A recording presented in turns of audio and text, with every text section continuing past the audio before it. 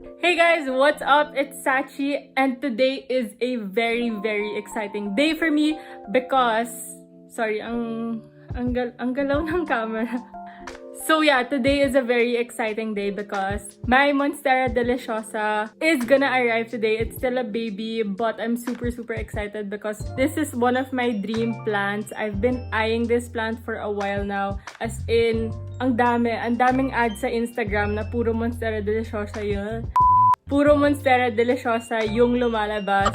And I'm just so excited. So as of the moment, it's being delivered. I think mga 1 hour siguro yung papunta dito sa house ko. So the Instagram shop that I bought it from is from All About Monstera PH. I think I'll be putting it right here. Sobrang bait ng seller. She's also so responsive and she gave me care tips as well. And yeah, go check them out if you're looking for baby monsteras and rare plants because she has them. Let's wait because I'm so excited to get this baby monstera. I can't wait to make her grow and I'm gonna name her, but I don't know what name yet. Siguro mamaya ako sasabihin sa'yo kasi hindi pa ako nakapag-isip ng name. Yeah, I'll show you guys when she's about to arrive. Guys, nandito na siya. Ayan pa si Rose. Mag-hi ka. Hi po.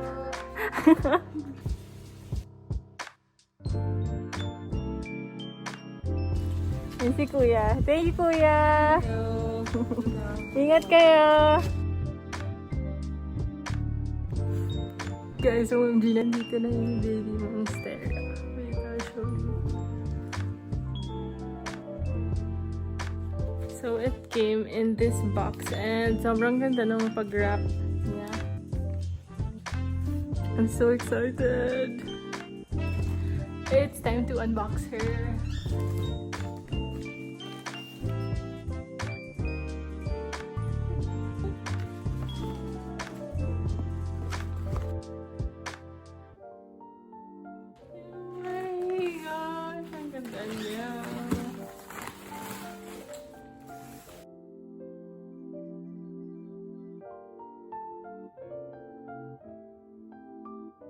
Ito na siya.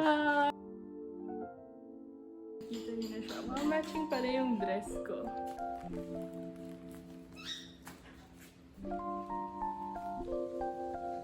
So, ayan. Hindi niyo ko makita, but she has 1, 2, 3 small leaves. And then there's one leaf that's like new. I don't think I've ever spent this much on a plant, but I'm so happy.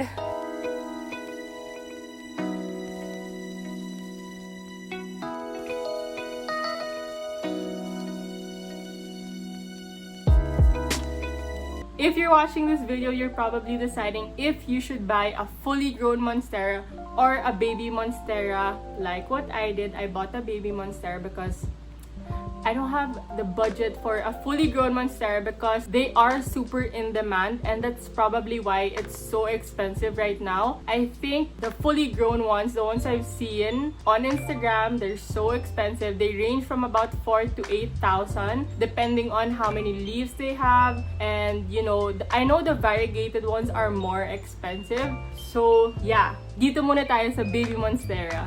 And I also want to see how the plant grows. I want to see how the fenestrations form. And when it has the splits already, it's such a beautiful process. I've seen a lot of time lapses on, you know, YouTube and stuff. And it's nice. Just so you guys know, I am a beginner when it comes to plants. I just recently started and I'm learning something new every day. Plus, I wanted to share with you some tips and tricks that may be able to help you in the future if you do decide to get a baby monstera, just like what I did. I've heard a lot of YouTubers talk about this Monstera Deliciosa being a beginner-friendly plant because it's an indoor plant and you don't have to water it all the time. They just like to be moist. Their soil likes to be moist.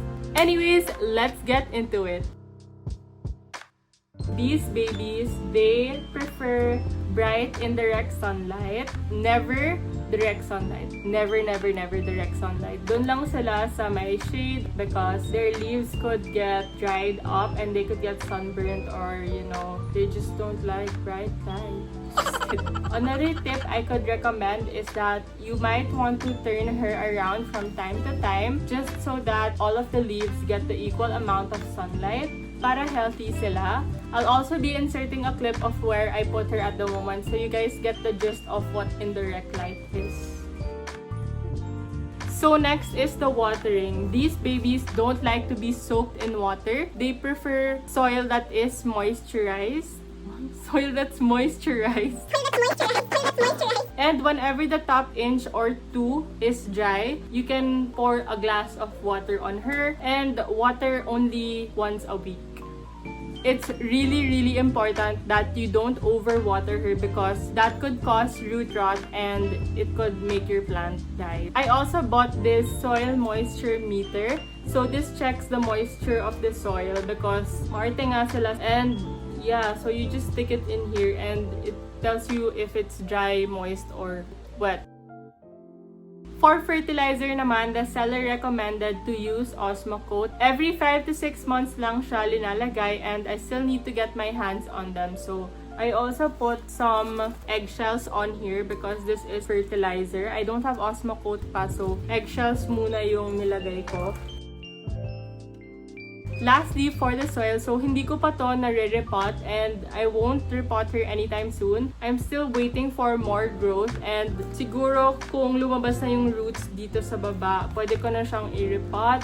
But yung soil na nirecommend ng friend ko is dapat well-draining siya. So it's a mixture of 60% coco peat and wood bark, 20% pumice or perlite and garden soil, and 20% of vermicast. And lastly, meron pa pala akong last tip. So these are my grow lights. I have two. And this one I bought from Shopee lang. Yung lampshade, 99 pesos lang to sa Shopee. Tapos yung light bulb, I think 139 pesos. I'll be linking them down below if you guys decide to get one. And I use this from 6 p.m. until I sleep. So I turn it off when I sleep na. So far, these grow lights are healthy daw for the plant. They help them grow because plants do need light to grow. They need to photosynthesize. So, ayan, yan na po yung last tip ko sa inyo. So, that's it for this video. I hope you guys enjoyed my little unboxing or my unboxing of my Baby Monstera.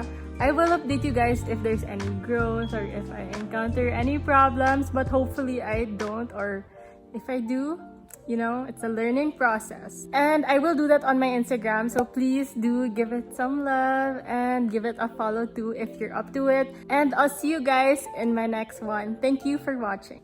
Peace out, yo.